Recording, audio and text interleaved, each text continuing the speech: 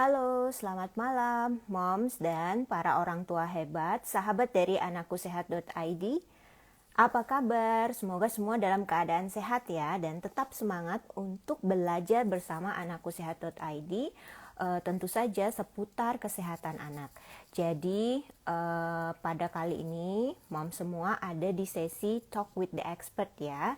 Jadi Talk with the Expert itu adalah kita akan berbincang sehat mengenai suatu topik bersama dengan expertnya. Dan ketemu lagi dengan saya, Dr. Yanita Maputri, spesialis anak, salah satu tim dokter spesialis anak di anakkusehat.id. Di bulan Ramadan ini tentu saja kita tidak akan membiarkan mom semua belajar sendiri ya. Jadi kita akan belajar bersama, terutama tentang puasa sehat. Dan kali ini kita akan belajar lebih spesifik ya, lebih khusus belajar puasa sehat pada anak dengan diabetes mellitus. Dan kita akan mengundang seorang narasumber yang expert di bidangnya, yang kita sebut sebagai dokter spesialis anak, konsultan endokrinologi anak. Oke, kita nggak lama-lama, kita akan undang dulu beliau untuk masuk dalam live kita kali ini. Baik, untuk mom semua yang join pada kesempatan ini, bisa langsung, halo dokter, Halo, selamat Dr. Yanitama. malam. Selamat Baik, malam. selamat malam dokter, dokternya sudah join nih. Jadi saya perkenalkan dulu ya, beliau adalah Dr. Iwayan Bikin Suryawan, spesialis anak konsultan. Jadi beliau adalah konsultan endokrinologi anak. Salah satu penyakit yang beliau tangani adalah diabetes mellitus pada anak. Jadi beliau bekerja di Rumah Sakit Pucuk Permata Hati, Rumah Sakit Wangayu Denpasar, dan juga Rumah Sakit Surya Husada Denpasar. Baik, dokter, apa kabar dokter? Baik-baik. Terima kasih dokter sudah menyempatkan waktu nih untuk ikut live bersama kami di anakkusehat.id di tengah-tengah kesibukannya dokter. Karena dokter ini sangat banyak sekali kegiatannya ya moms, jadi moms semua itu beruntung sekali ya yang ikut live kali ini. Karena dari beliau bisa belajar banyak hal, khususnya sih diabetes mellitus untuk topik kali ini. Tapi moms kalau ada pertanyaan boleh ya ketik di kolom komen untuk bisa dibahas secara live bersama kita, bersama narasumber kita Dokter Bikin. Oke, dokter, sebagai pembuka nih dok, jadi biar kita pancing juga nih pertanyaan dari mom secara live, karena ada juga pertanyaan yang secara chat sudah dikirim nih dok, oleh ibu-ibu atau moms-moms yang merupakan sahabat dari anakkusehat.id. Jadi mereka tetap stay tune dok dalam setiap topik yang kita adakan. Lumayan nih dok, ada sekitar berapa nih? 12 pertanyaan yang sudah masuk ke chat, tapi kita tetap berharap ya ada pertanyaan yang diajukan oleh moms hebat semua di kolom komen. Dokter sebagai pembuka, mungkin dokter bisa jelaskan sedikit atau informasi mengenai diabetes pada anak dok. Silakan dokter. Terima kasih, Dr. Yanitama. Terima kasih atas kesempatan yang diberikan. Selamat malam, pemirsa anakkusehat.id. Saya berbagi sedikit mengenai diabetes mellitus. Sebenarnya kan sudah banyak dikenal, kan pada dewasa. Nah, kita ketahui bahwa anak-anak juga banyak sekarang diabetes mellitus. Diabetes mellitus pada anak-anak, nah terutama diabetes mellitus tipe 1. Dan kalau tipe 2 juga ada, tapi kalau dewasa kan kebanyakan tipe 2. Nah, dikatakan diabetes mellitus itu apabila gula darah puasa di atas 126 miligram per desiliter dan gula darah 2 jam setelah makan di atas 200, itu diabetes mellitus. Nah, cuma masalahnya diabetes mellitus pada anak obatnya bukan pil dan lain-lainnya. Jadi obatnya adalah insulin. Insulin karena diabetes mellitus pada anak itu disebabkan karena kekurangan produksi insulin. Di mana kita ketahui bahwa insulin itu bertugas untuk membawa gula dari peredaran darah ke dalam sel. Nah, untuk menghasilkan suatu kalori. Makanya kalau anak-anak yang menderita diabetes mellitus kan lemas dia, berat badannya turun dan lain-lainnya karena pembentukan kalori terganggu. Karena kenapa terganggu? Karena gulanya tidak bisa masuk dari darah ke dalam sel. Gitu. Nah, supaya bisa masuk dari darah ke dalam sel harus ada insulin. Nah, pada DM tipe 1 pada anak, masalahnya produksi insulin berkurang. Produksi insulin, sedangkan kita setiap hari kan beraktivitas, setiap hari perlu kalori. Nah, kalau produksi insulin berkurang, nanti lemak sama protein yang dibakar. Nah, di dalam malam ini kan sekarang suasana puasa ya, suasana Iya puasa benar dokter. bulan puasa. Nah, suasana bulan puasa, nah di sana kalau kita menggunakan insulin pasti nyuntik. Nah, syarat nyuntik insulin harus makan. Nah, Oke bagaimana dokter. trik-triknya?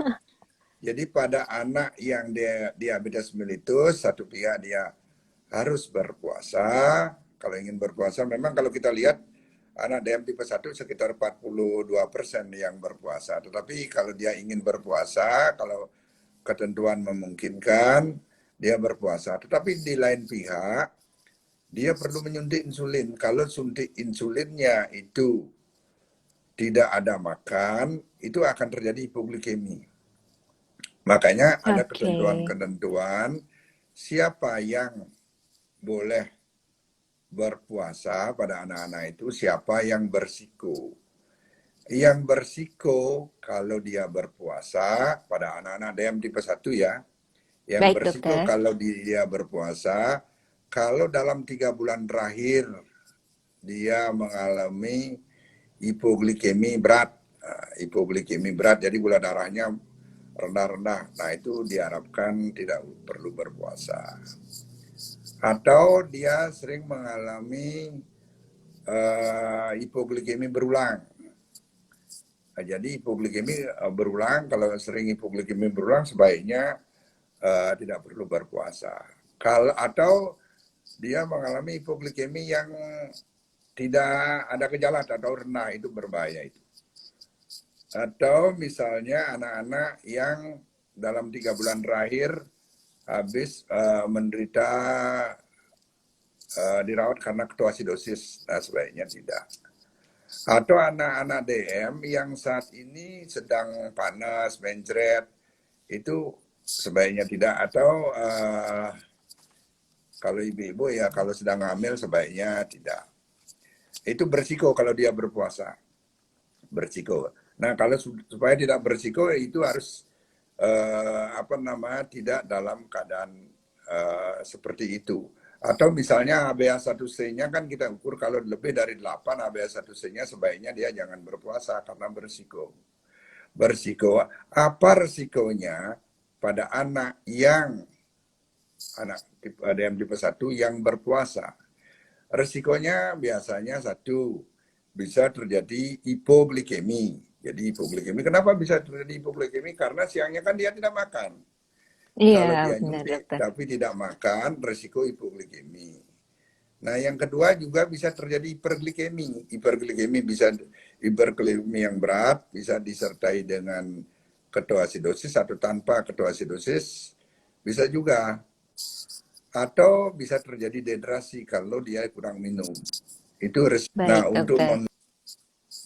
mengurangi resiko-resiko itu sebaiknya yang puasa Sa- sebelumnya.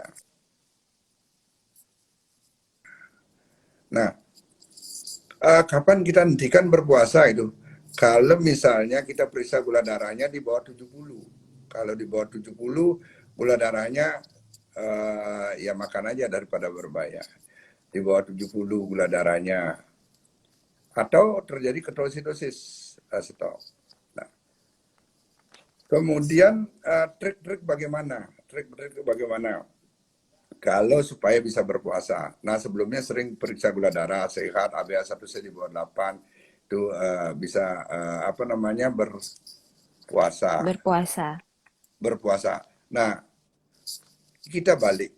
kalau biasanya kita menggunakan basal bolus, insulin basal bolus kan suntik bolusnya 3 kali sebelum makan pagi, sebelum makan siang, sebelum makan sore, dan malamnya. Tetapi kalau berpuasa, nyuntiknya siang tidak usah nyuntik karena kita tidak makan. Jadi Oke. malamnya suntik, dibalik biasanya kalau kita menggunakan insulin basal, malamnya suntik setelah apa namanya itu buka puasa. Mau buka puasa suntik. Nah, tengah malam kita suntik dengan insulin kerja panjang atau kerja pendek, tapi dosisnya diturunkan sekitar Baik. 10 sampai 20% dan paginya disuntik. Nah, paginya sepertiganya dosisnya atau paginya kita suntik dengan insulin kerja cepat dosis 0,1 sampai 0,2. Tetapi kalau misalnya kita menggunakan mix insulin yang memang biasa kita suntik 2 kali sehari, jadi pagi 2/3, sore sepertiga, dibalik sorenya yang 2/3, paginya sepertiga. Tetapi paginya sepertiga itu tanpa insulin kerja panjang atau menengah. Jadi insulin pendek aja supaya nanti siang tidak apa namanya tidak terjadi hipoglikemi. Itu kira-kira triknya. Nanti tergantung pertanyaan-pertanyaan, saya berusaha untuk memberikan sharing supaya bisa berpuasa.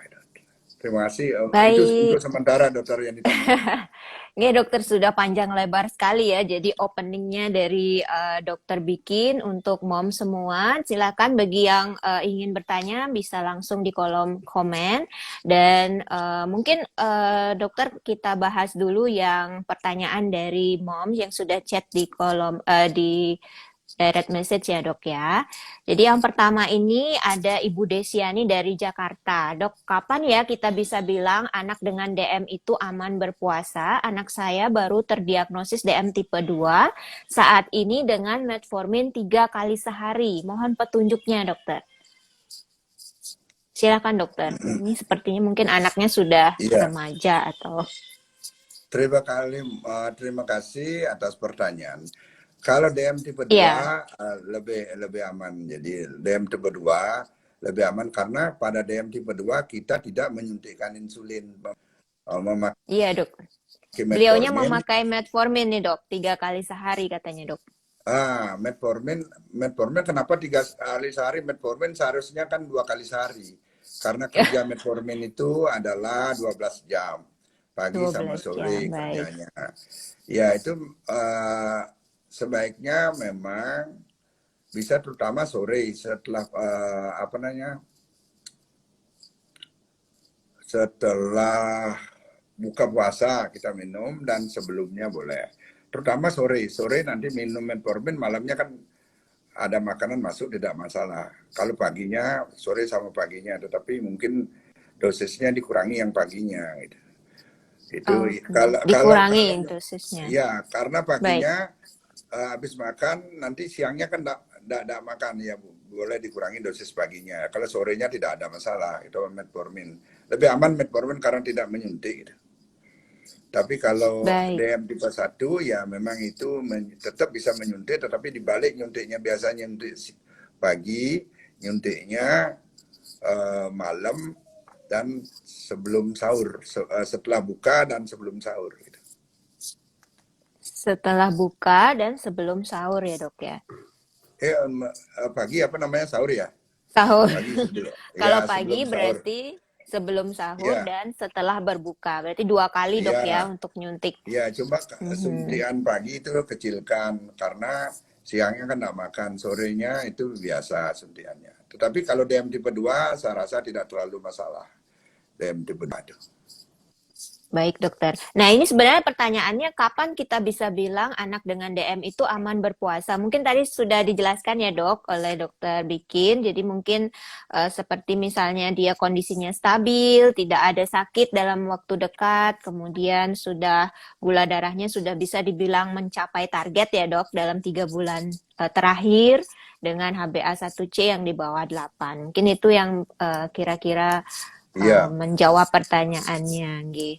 Terus Gula darahnya juga kalau sebelum berpuasa, kalau gula darahnya itu di bawah 2,5, di bawah 250, 200, 150 tidak ada masalah. Kalau gula darahnya 300, itu jangan berpuasa. Atau gula darahnya oke. 250, di atas 250, tetapi ketonnya positif, tuna berpuasa. Atau di atas 300, meskipun ketonnya belum positif, tuna. Tetapi kalau misalnya di bawah 250, saya rasa tidak ada masalah berpuasa. Jadi ada hasil pemeriksaan lab juga ya dok ya, bukan cuma gula darah ya moms, tapi juga ada pemeriksaan di urin, jadi di kencingnya. Jadi nanti dicek kalau misalnya ditemukan keton seperti yang dikatakan dokter bikin, berarti tidak boleh berpuasa ya dok, seperti itu ya dok ya. Bersiko kalau berpuasa, bersiko nanti ketoasidosis, bersiko gitu. Baik dokter. Dokter ini di kolom chat sudah ada pertanyaan ya dok dari Moms Moza Paradila. Jadi dok, makanan apa saja yang tidak boleh kita berikan pada anak dengan DM saat sahur maupun berbuka? Mungkin ada tips dokter? Makanan apa saja yang tidak boleh kita berikan pada anak dengan DM saat sahur maupun berbuka? Bukan tidak boleh, hindari, kurangi. Jadi makanan yang sebaiknya diberikan pada saat sahur atau buka, makanan yang karbohidrat kompleks. Karbohidrat kompleks itu sebaiknya. Kalau karbohidrat mono, karbohidrat seperti misalnya minum teh manis atau makan kue itu sifatnya dia akan cepat jadi gula. Nah, cepat jadi gula itu akan merangsang insulin, cepat gulanya tinggi, nanti insulinnya keluar, nanti cepat anu. Tetapi kalau makanan yang karbohidrat kompleks, dia tidak akan cepat menjadi gula, tetapi dia bertahan lama. Tetapi kalau makanan yang Oke. bukan karbohidrat kompleks, cepat tinggi, tapi sebentar hipo juga nanti gitu. Jadi makanan yang karbohidrat kompleks dan serat dan lain-lainnya itu.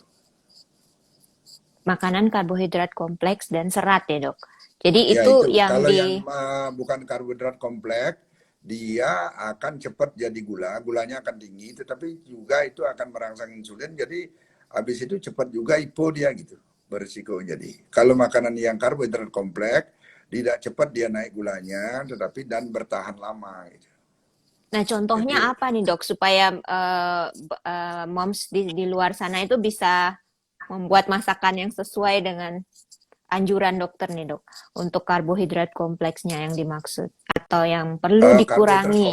jago, nasi beras merah tidak ada masalah. Itu kan karbohidratnya kecil jadi kalau yang karbohidrat anu itu seperti kue-kue itu atau kue ulang tahun itu ya karbohidrat hanya gula aja cepat tinggi Mhm. itu.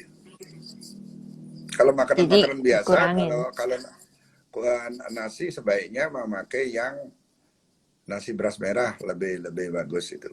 Ditambah sayur Oke gitu, dok. tambah sayur ya. Baik, jadi yang kompleks ya, Moms, untuk sahur dan juga berbuka. Sebenarnya untuk sahur ya, Dok, karena kan dia akan panjang nih tidak makannya, jadi akan bisa Iya, mempertahankan gula untuk darah ya, sahurnya Dok yang ya. lebih penting untuk berbukanya masih tidak ada masalah karena Iya, benar, Dok. malamnya kan bisa disuntik malamnya. Tetapi kalau sahurnya nanti kan siang tidak nyuntik kita itu masalahnya. Baik, dokter. Oke, semoga Moms Moza Paradila bisa menangkap ya jawabannya. Jadi, makanan dengan karbohidrat kompleks untuk anak dengan DM saat sahur. Baik, dokter. Saya lanjutkan sambil menunggu ya. Ada pertanyaan di kolom komen. Kita lanjutkan dengan pertanyaan yang sudah masuk ya, dok. Dari Bapak Akbar di Makassar. Dok, anak saya menderita DM tipe 1. Dia kata dokternya sudah stabil loh dok dengan gula darah terkontrol dengan kombinasi 2 obat suntik. Dan dia sudah pernah berpuasa 2 tahun terakhir dan aman.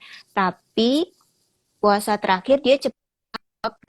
Kira apa ya penyebabnya? Kenapa bisa begitu? Apakah bulan ini dia bisa berpuasa nggak ya dok dengan kondisi ini gitu dok?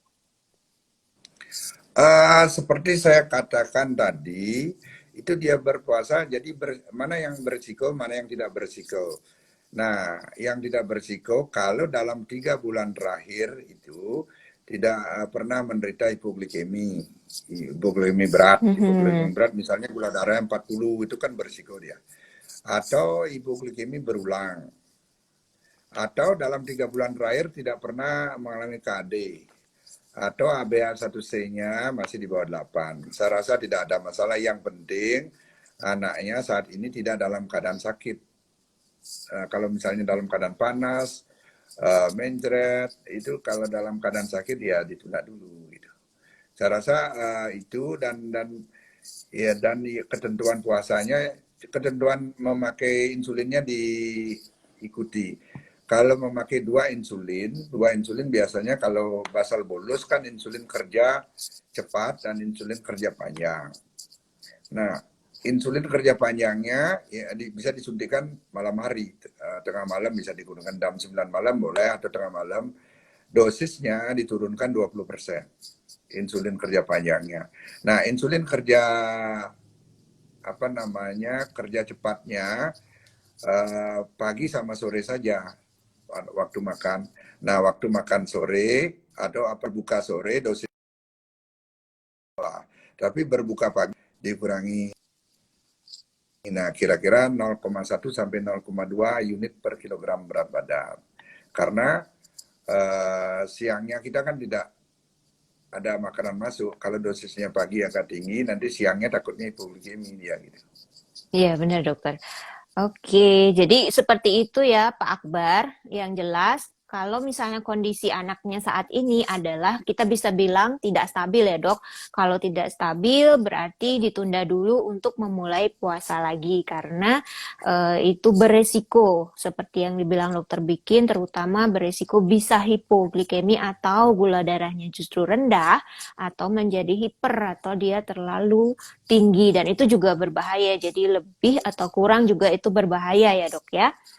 Baik, pertanyaan selanjutnya nih dok. Dok, benar nggak ya kalau anak dengan DM itu sahurnya mesti manis-manis? Lalu bagaimana cara ngatur obatnya ya dok? Karena takutnya selama berpuasa justru dia nggak makan, terus gula darahnya malah rendah.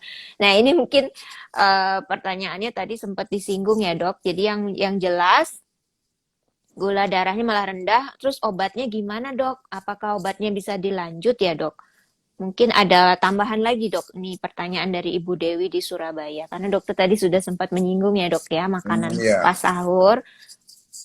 Silakan dokter. pas iya pas sahur itu kan memang usahakan ya jangan yang manis-manis. Kalau yang manis-manis kan karbohidrat bukan kompleks itu.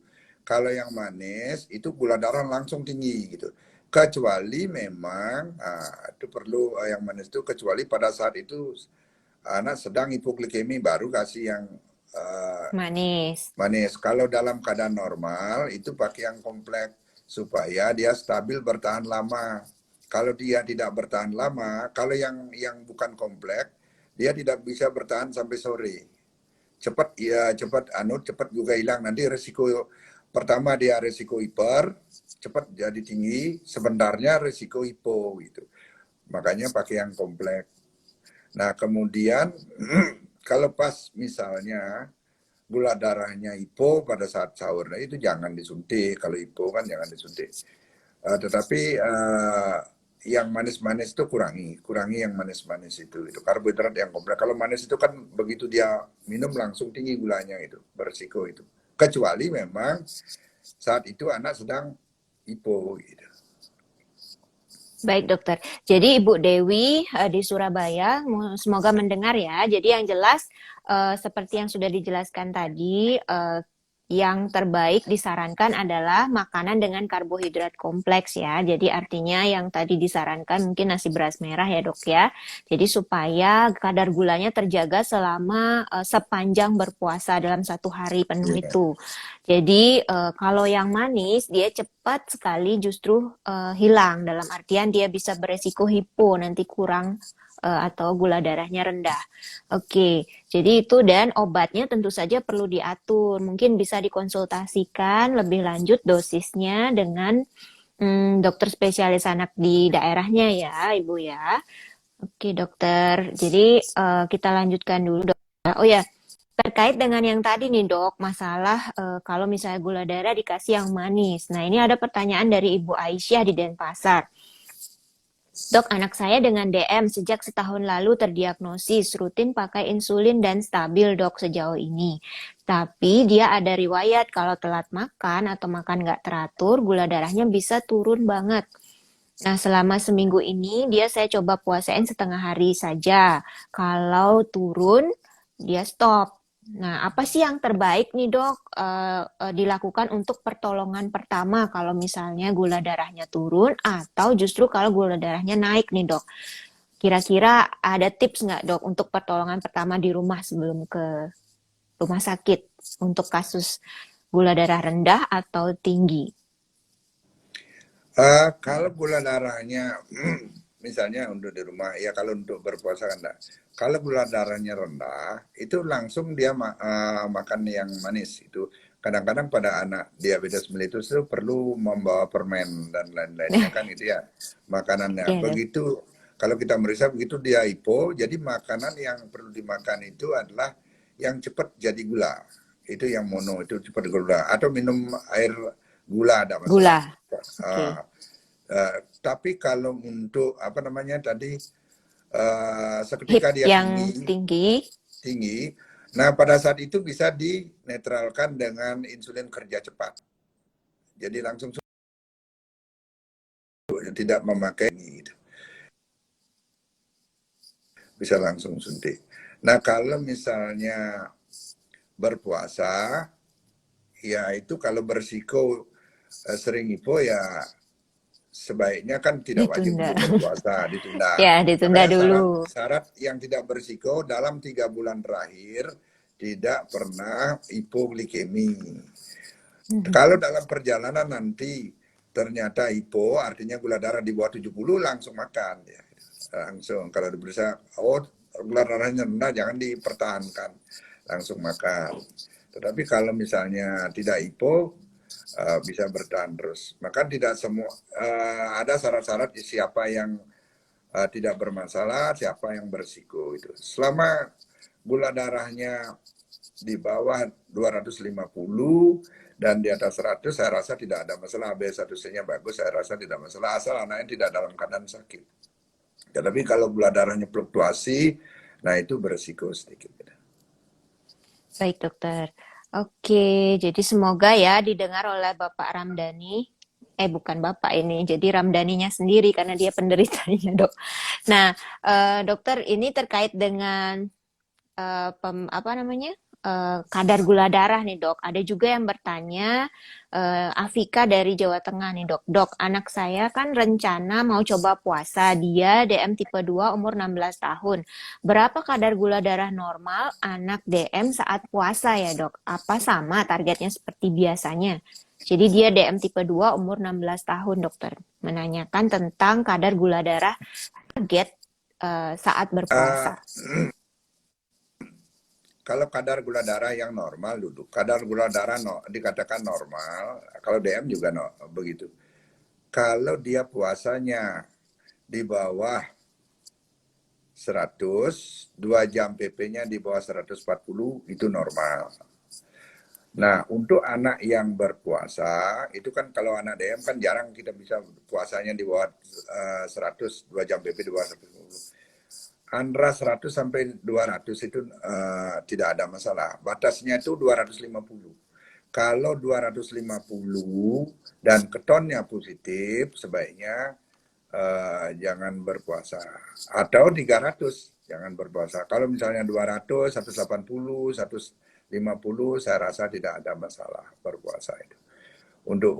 Karena untuk anak yang DM, misalnya DM tipe 2, tidak mungkin kita bisa membuat gula darah seperti anak biasa. Kalau anak biasa kan kalau puasanya di bawah 100, 2 jam PP-nya di bawah 140. Tapi anak DM susah, pasti di antara 100 Iya, dok. 200. Baik, Kalau ada range-nya kalau ya, di antara 100 100 sampai 200 200. tidak ada masalah gitu. Tidak ada. Yang penting ibunya tahu tanda-tanda hipoglikemi, tahu tanda-tanda hiperglikemi. Kalau tahu tanda-tanda kalau misalnya pusing-pusing mendadak lemas itu ya dicek gula darahnya gitu. Kalau nanti gula darahnya ternyata di bawah 70 ya stop aja gitu.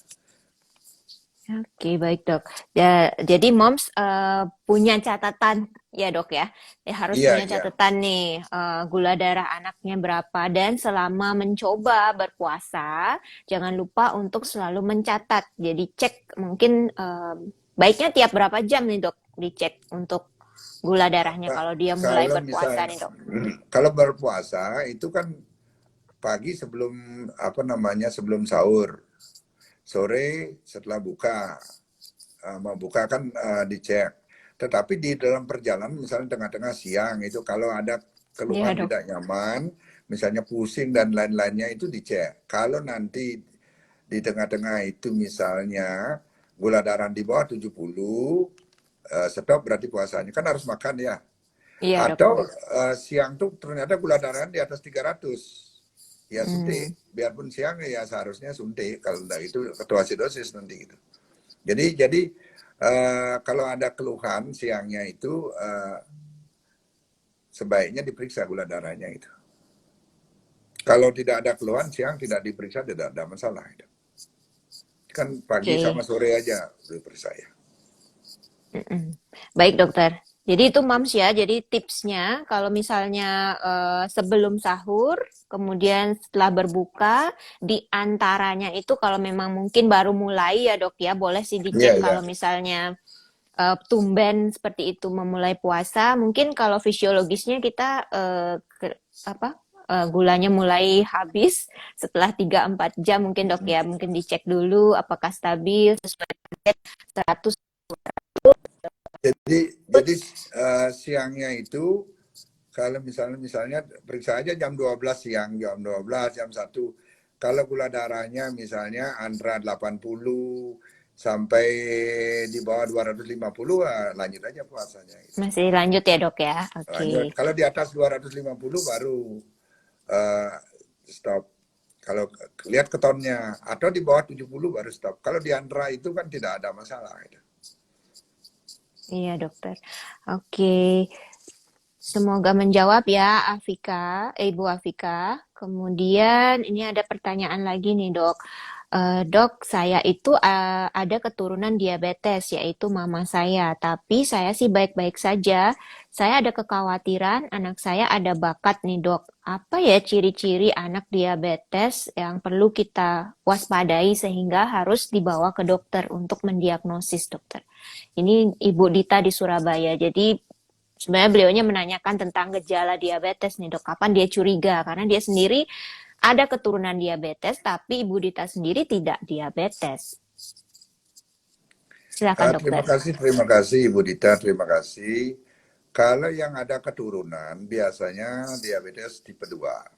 Kalau tipe 1 jarang ada keturunan biasanya karena kerusakan sel puluh Langerhans itu, pankreas itu ibunya orang tuanya makanya sering lewat. Orang tuanya tidak ada diabetes, tahu anaknya diabetes. Tetapi kalau tipe 2 biasanya sering ada keturunan.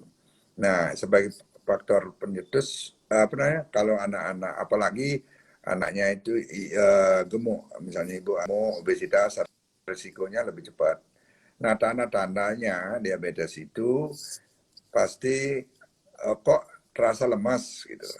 Kok mulai terasa lemas, kurang nyaman, kemudian berat badan menurun, kemudian sering kencing gitu. Kalau sering kencing itu udah sering kencing, berat badan menurun, mulai lemas, minum banyak. Nah, itu yang perlu kalau sampai ada gejala-gejala begitu, periksa gula darah. Periksa gula darah sebelum makan, puasa, dan 2 jam setelah makan. Nah, kalau nanti gula darahnya sebelum makan itu di bawah 100, berarti gula darah puasanya normal. Tetapi kalau antara 100 sampai 125, berarti gula darah puasa terganggu. Itu artinya adiknya diabetes, pre-diabetes. Adiknya. Kalau di atas 126, 126 ke atas, itu sudah DM. Nah, gula darah 2 jam setelah makan. 2 jam setelah makan. Batasnya anak normal itu, orang normal itu di bawah 140. Normal. Kalau antara 140 sampai 199 itu gula darah 2 jam apa nama, gangguan toleransi glukosa 2 jam PP. Jadi adiknya diabetes juga itu. Tetapi kalau sampai di atas 200 sudah DM. Nah, kalau sudah ada gejala-gejala banyak kencing, kemudian berat badan menurun, kondisi terasa kok lemas, kita padahal kok mau tidur aja gitu, banyak tidur lemas, itu pada umumnya gula darah di atas 200. Masih pre-diabetik, gula darah di bawah 200, biasanya gejalanya belum terlalu kelihatan. Kalau sudah ada gejala, kalau diperiksa biasanya gula darah puasa pasti di atas 126, 2 jam BP di atas 200. Nah, kalau misalnya setelah diperiksa, ternyata keadaannya di atas 200, 2 jam BP-nya, puasa di atas 126, berarti sudah kencing manis kan? Nah, kalau DM Baik, tipe dokter. 2, langkah pertama itu memang mengurangi makan. Jadi konsumsi diet dikurangi. Jadi dikurangi dietnya, terutama karbohidrat dikurangi, dan olahraga. Kalau dengan itu tidak mempan, baru minum obat. Ya, obatnya yang memang metformin gitu. Tetapi memang harus dibuktikan dulu tipe 2 atau tipe 1. Tapi kalau keturunan biasanya tipe 2. Bedanya nanti kalau untuk mengetahui, kita periksa C-peptide-nya. Kalau dia tipe 2, C-peptide-nya biasanya di atas 1.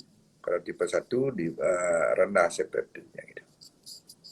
Oke, baik dokter. Semoga Ibu Dita mendengar ya. Nanti mungkin kalau nggak ikut live bisa lihat di rekamannya. Jadi yang jelas Ibu Dita mesti tahu apa gejala diabetes. Seperti tadi sudah dikatakan oleh dokter Bikin, yaitu anaknya lemes, kemudian kok makannya banyak, minumnya banyak, kencingnya sering. Seperti itu ya dok ya. Perlu dicurigai apalagi ada keturunan nih. Kemudian pemeriksaannya jangan lupa gula darahnya karena namanya penyakit gula darah. Nah, selanjutnya dok, ini ada juga nih dok yang bertanya. Jadi Ibu Rara di Makassar. Sebenarnya berhubungan nih dok pertanyaannya karena dia bilang anak saya baru terdiagnosis diabetes mellitus tipe 1 dok. Tapi dia umur 8 tahun katanya ini karena eh, masalah di insulin dokter. Kenapa ya dok dia baru terdiagnosisnya sekarang? Karena kalau saya pikir harusnya bukannya dari bayi ya dok. Mungkin bisa dijelaskan dokter tentang masalah ini. Silahkan dokter. Iya, terima kasih Bu dari Makassar. Diabetes mellitus tipe 1 itu biasanya terjadi karena kerusakan pankreas. Sehingga kelenjar pankreas kita menghasilkan insulin. Nah, paling banyak prosesnya karena proses autoimun antara antigen sama reaksi antigen antibodi. Nah, yang diturunkan atau yang dia bawa kecenderungan untuk diabetes. Begitu dia ketemu dengan insulin tertentu atau misalnya penyakit tertentu, misalnya kena yang sering itu kena penyakit-penyakit virus itu, nanti terjadi reaksi antigen antibodi. Terjadi reaksi antigen antibodi sehingga pankreasnya rusak. Nah, karena rusak kan tidak bisa memproduksi insulin. Memang paling banyak kasusnya terjadi pada anak 8 tahun sampai remaja itu didapatkan. Kalau yang didapat sejak lahir itu biasa yang kita sebut neonatal diabetes. Neonatal diabetes itu bukan reaksi antigen antibodi, bukan DM tipe 1.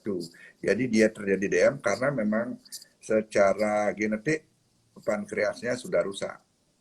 Secara genetik Baik. tidak bisa menghasilkan insulin. Tetapi kalau DM tipe 1, waktu lahir dia tidak masalah.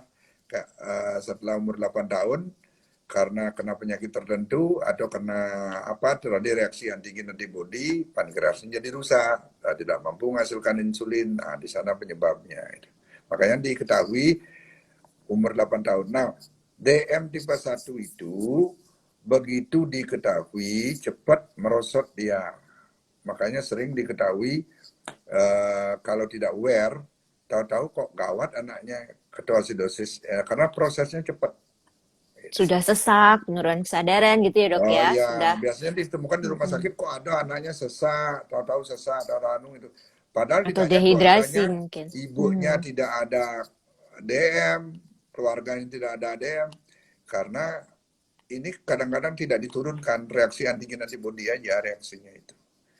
Oke. rusak pankreasnya itu. Baik, dokter. Oke, semoga Ibu Rara mendengar karena dia benar-benar bertanya nih dok tentang karena dia sangat mungkin belum menerima baru di usia 8 tahun anaknya terdiagnosis diabetes mellitus tipe 1 ya dok. Terus dia bertanya lagi nih dok, apakah bisa DM itu dipantau di rumah?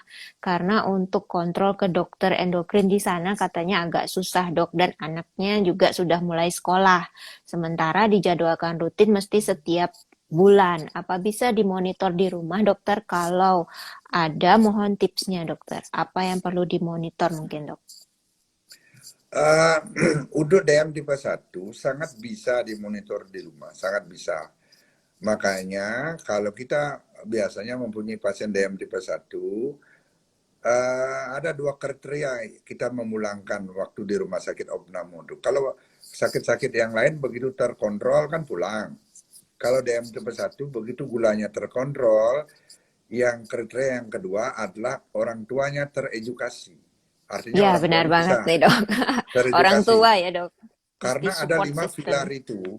Pertama, pemberian insulin. Nah, kalau orang tuanya di rumah sakit mengandalkan susternya yang menyuntik, di rumah gimana? Kan harus suntik 3 kali, 4 kali di rumah. Kan orang tua harus bisa menyuntik, mengatur dosis insulin, kemudian memeriksa gula darah, kemudian ngecek apakah anak ini hipoglikemi atau hiperglikemi. Jadi sangat bisa dan sebelum pulang biasanya kita edukasi dan biasanya kita di UKK endokrin itu kita memberikan nomor HP dokter endokrin. Jadi kalau misalnya terjadi sesuatu di rumah, orang tuanya bisa nelpon dokternya, main HP-nya gitu. Main HP. Jadi kontrol itu sebenarnya perlunya untuk edukasi. Tetapi untuk nyuntik kan ibu nyuntik di rumah, periksa gula darah juga di rumah, ngatur makanan juga di rumah. Jadi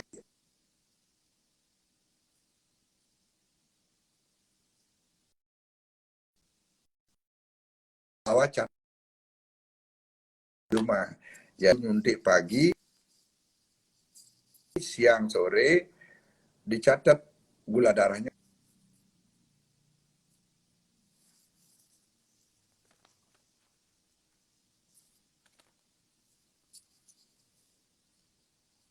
Baik, sepertinya ada masalah sinyal ya.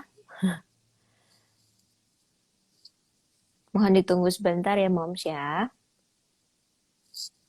Oke. Baik moms, bagi yang mau bertanya silahkan ketik di kolom chat, di kolom komen ya untuk bertanya secara live dengan dokter Bikin. Baik, saya coba undang kembali ya dokter Bikinnya.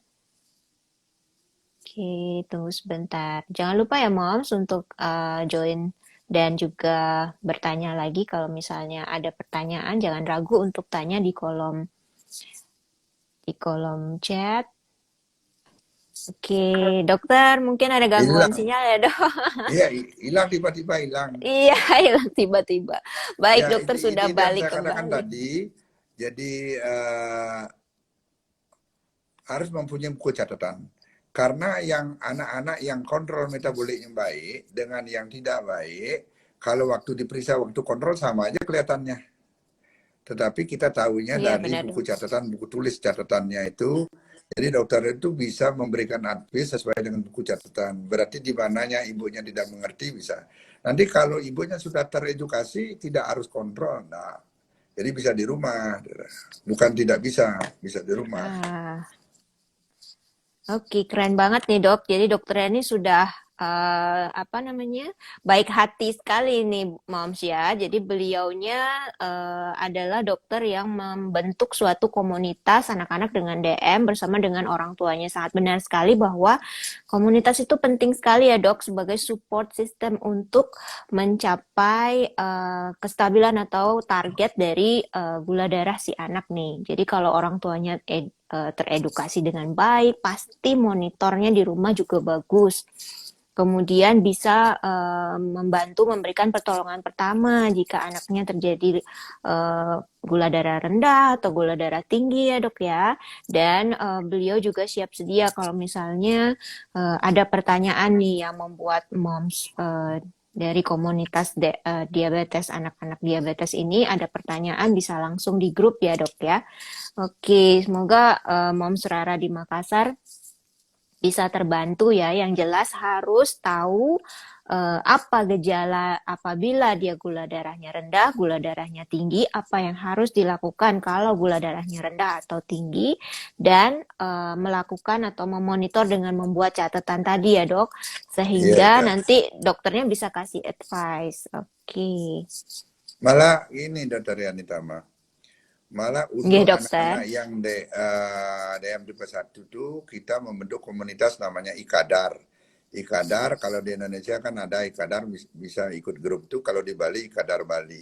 Tujuannya itu Oke, dokter. edukasi itu di samping dari dokternya, kalau dengan membentuk komunitas dari teman bisa, dari Iya, teman, benar, dan, dok. dan kalau tidak ada COVID biasanya melakukan diabetes camp, memberikan pengalaman kepada yang lain yang dulunya tidak berani nyuntik jadi berani nyuntik. Jadi menukar pengalaman itu lebih bagus daripada dari dokternya saja. Itu kan bisa tukar menukar pengalaman itu. Ya itu. Iya, benar banget, dok. Dari peer group ya, dok ya. Iya Dan dari seru banget firman. kayaknya ada diabetic Ada camp-nya, dok. ikadar, Semoga ikadar, ikatan ikadar. keluarga diabetes mellitus.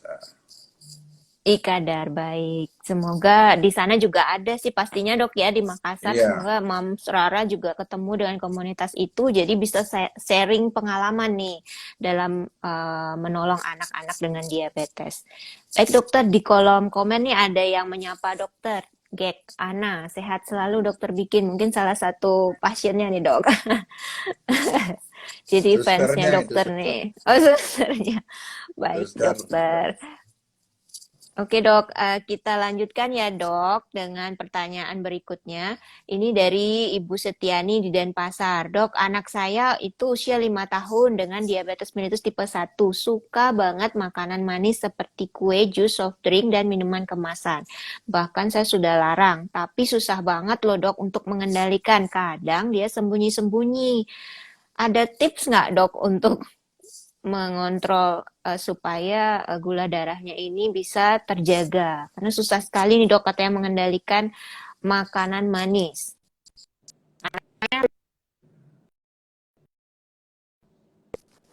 Dia suka makanan yang manis-manis, itu biasanya gula darahnya tidak stabil. Ya, Langsung tinggi, langsung rendah, pastinya. langsung tinggi, rendah, stabil. Kenapa? Karena begitu dia makan yang makanan yang manis, gula darah langsung tinggi dia. Gula darah langsung tinggi. Setelah tinggi, nanti insulin akan keluar atau disuntik insulin. Setelah itu langsung rendah itu. Jadi anak-anak yang dengan suka sekali makan manis-manis, jadi gula darahnya berfluktuasi biasanya, berfluktuasi. Nah, tip-tipnya saya rasa ya memang ya jangan dikenalkan yang manis-manis itu gitu. Jadi jangan dikenalkan, kalau minum usahakan jangan minum teh manis gitu. Minum minuman yang biasa, tidak masalah. Makan nasi tidak masalah, tapi jangan minum yang manis-manis, kecuali memang dalam keadaan hipoglikemi, atau kecuali misal anaknya pas ada ulang tahun gitu, sekali-sekali itu ada ulang tahun, makan kue tar tidak ada masalah. Nanti yang penting dia bisa nyuntik insulinnya dinaikkan dikit gitu. Tapi dalam keadaan biasa jangan dikasih kue tar, jus yang manis-manis, itu kan gula darahnya tidak stabil nanti gitu. Ya, benar banget nih dok. Karena Jangan ini kalau dikenalkan lah gitu. kayak dokter seperti yang dokter bilang tadi, kalau makanan manis cepet banget ya dok, dia menimbulkan efek hipoglikemi tadi. Apalagi kalau misalnya anaknya berpuasa ya dok. Dan tapi ini umur 5 tahun ini sepertinya dia sudah mengenal banyak makanan manis, dok. Nah, memang mungkin agak susah ya, dok, mengendalikan di saat sekarang, Ya, tetapi ya, jadi perlu kita dicoba jangan ya, dok. mengenalkan itu, jangan mengenalkan kalau dia, kalau mintanya kan memang kalau pada diabetes mellitus pasti sukanya yang manis karena dia lapar, harus kan pasti sukanya yang manis itu. Tapi kurangilah mengenal, bukan tidak boleh sama sekali, bisa manis tidak masalah, tetapi kalau jangan sering, kalau sering nanti gula darahnya berfluktuasi dia. Oke, dok. Baik, dokter. Dok, ini ada satu lagi nih, dok, pertanyaan dari Bapak Burhan di Denpasar. Dok, apa ya bedanya DM tipe 1 dan 2? Anak saya terdiagnosis DM tipe 2. Kenapa bisa ya dok? Padahal makanannya di rumah terjaga banget dan kami tidak ada yang kencing manis di keluarga. Anak saya usia 12 tahun dok. Terus apakah ada bedanya dok puasa anak DM tipe 1 dan 2? Silakan dokter. Pertanyaan dari Bapak Burhan. Baik. Terima kasih Bapak Burhan, terima kasih. Pada DM tipe 1 dan tipe 2, jadi gini, dikatakan kencing manis itu kalau gulanya tinggi. Gulanya tinggi di atas 200. Nah, kenapa gulanya tinggi? Karena gula itu tidak bisa masuk ke dalam sel. Nah, pada DM tipe 1, dia tidak bisa masuk ke dalam sel karena insulinnya kurang. Jadi insulin yang berusaha memasukkan. Nah, pada DM tipe 2, insulinnya cukup, tetapi reseptor insulin di sel itu bermasalah. Jadi insulin itu supaya bisa memasukkan gula, dia harus bereaksi dulu dengan reseptor di sel itu baru bisa masukkan gula. Pada DM tipe 2, reseptornya yang bermasalah. Makanya pada DM tipe 2, bukan suntik insulin jawabannya. Nah, kecuali yang sudah berat ya bisa disuntik insulin. Dikasih obat-obat biasanya metformin yang mengurangi resistensi reseptornya. Sedangkan pada DM tipe 1 dikasih insulin. Jadi bedanya jadi reseptor. Nah, pada DM tipe 2 memang kebanyakan diturunkan. Kebanyakan turun. Tapi tidak semua juga diturunkan bisa.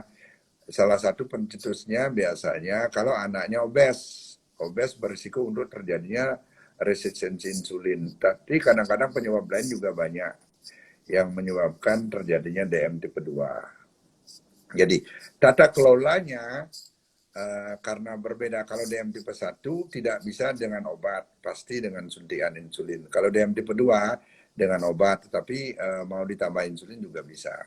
Nah, pada puasa, pada dalam keadaan bulan puasa ini, kalau pada DM tipe 1 kan kita karena tidak bisa tanpa suntikan insulin, tetap disuntik insulin pagi sama sore. Tetapi pada DM tipe 2 kita tidak memerlukan suntikan insulin, tetapi memberikan obat aja. Minum obatnya ya pagi sama sore, cuma dosis pagi dikurangi sedikit gitu. Makannya disesuaikan karena makanan menurun, yaitu obat juga menurun dan aktivitas juga pada anak DM itu diharapkan jangan beraktivitas yang berat. Ya aktivitas rutin Baik. tetap ya aktivitas rutin, tetapi yang berat jangan karena berisiko glikemi gitu. Yang berat yang kalau kita sehari-hari rutin tidak ada masalah. Jadi tata kelolanya itu yang satu pakai obat, satu pakai suntikan. Suntikan. Iya. Oke, dokter. Baik, dokter. Jadi pertanyaan yang dari direct message-nya sudah terjawab semua nih, dok. Coba saya cek dulu, dok, kalau di kolom komen apakah ada. Oke, di kolom komen juga nggak ada ya, dok. Jadi tidak terasa nih udah hampir 1 jam, dokter. Kita membahas tentang diabetes, baik itu diabetes tipe 1 maupun diabetes tipe 2 dan tips puasa sehat untuk mereka. Izin coba menyimpulkan ya, dok. Jadi dokter Bikin tadi ya Mom sudah menjelaskan tentang diabetes. Jadi diabetes itu ada gejalanya yang bisa Moms kenali pada anak, yaitu seperti misalnya dia tiba-tiba lemas, kemudian nafsu makannya meningkat, minumnya meningkat, sering kencing, dan mungkin kalau Moms curiga dengan hal itu, lakukan pemeriksaan. Namanya dia penyakit gula darah, jadi Moms harus cek gula darahnya. Gula darah yang disebut sebagai diabetes, kalau dia gula darah puasanya di atas 126, atau gula darah setelah makan itu adalah di atas 200. Jika misalnya sudah terdeteksi seperti itu, lakukan pemeriksaan lebih lanjut ya dok ke dokter spesialis anak terdekat untuk memastikan ini benar diabetes karena perlu penanganan yang lebih lanjut.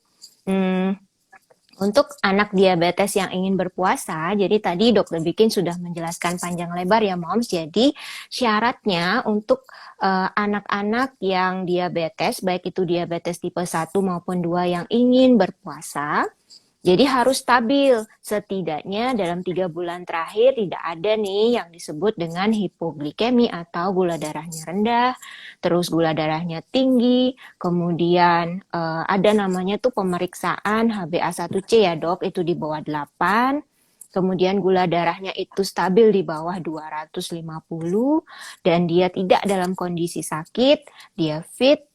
Jadi bisa dilakukan puasa. Namun tetap ya moms, dalam berpuasa itu tetap dilakukan monitoring namanya. Jadi dicek gula darahnya sebelum sahur, kemudian setelah berbuka. Di antaranya pun itu boleh dicek jika dia baru pertama kali berpuasa. Jadi moms bisa cek misalnya di jam 12 seperti itu, apabila gula darahnya kurang dari 70, atau jika si anak sudah mengeluh nih ada lemas, pusing-pusing, kemudian ditemukan gula darahnya di bawah 70 ya dok, jadi stop. Jadi hentikan puasanya dan untuk sementara ditunda dulu. Jadi ada targetnya tadi ya dok ya, antara 100 sampai 200 itu bisa dibilang masih boleh dilanjutkan puasa. Tapi kalau di bawah itu lakukan segera penanganan gula darah rendah. Nah, bagi mom semua jangan lupa anak dengan diabetes mellitus perlu penanganan yang cukup panjang ya dok. Jadi memerlukan monitoring, jangan apa istilahnya, harus rajin-rajin gitu untuk ngecek atau mengontrol yang namanya cek gula darahnya, kemudian ngontrol dosisnya, konsultasi dengan dokternya. Jadi punya komunitas itu akan luar biasa supportnya.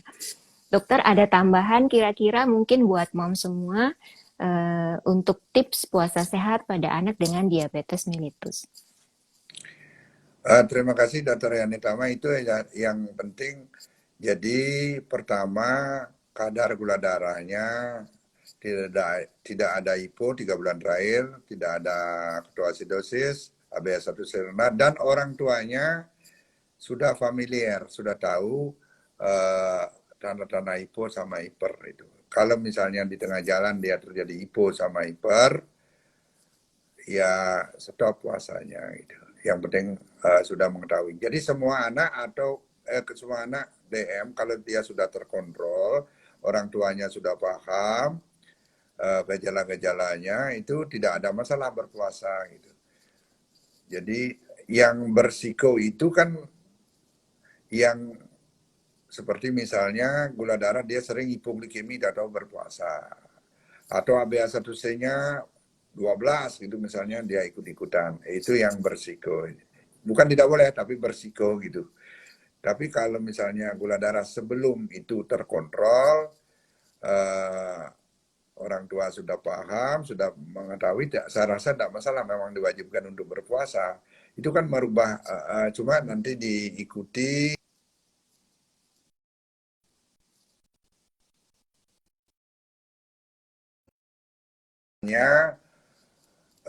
jadi paginya kalau suntikan pagi tidak boleh menggunakan insulin, harus monoinsulin, jadi insulin kerja cepat aja, jangan menggunakan insulin campuran yang paginya supaya nanti siangnya tidak hipo gitu. Itu aja. Kalau sorenya sama. Saya rasa itu yang bisa saya tambahkan supaya tujuan kita tercapai. Jadi berpuasa bisa kita lakukan ya di bulan puasa ini dan risiko bisa dikurangi. Itu terima kasih kepada Mam dan pemirsa Anakku Sehat ID. Terima kasih Iya, kepada terima Dr. kasih. Yanitama itu. Ya. Terima kasih dokter. Jadi mom semua yang ikut live hari ini atau saat ini tuh beruntung banget ya bertemu dengan dokter yang baik hati, Dokter Bikin Suryawan, spesialis anak konsultan. Jadi beliau sudah meluangkan waktu banget untuk mom semua membahas dan berdiskusi tentang tips puasa sehat pada anak dengan diabetes mellitus. Buat moms yang ketinggalan live kita hari ini, jadi kita akan share rekamannya ya di YouTube anakkusehat.id. Jangan lupa untuk follow anakkusehat.id untuk update info-info kesehatan anak. Baik, semoga semuanya dalam keadaan sehat dan dokter kembali beraktivitas. Terima kasih dokter, selamat malam. Semoga Terima sehat kasih Dr. selalu. Yanitama, terima kasih para pemirsa semua, Mam, terima kasih ya. Sampai jumpa dok. Sampai jumpa ya.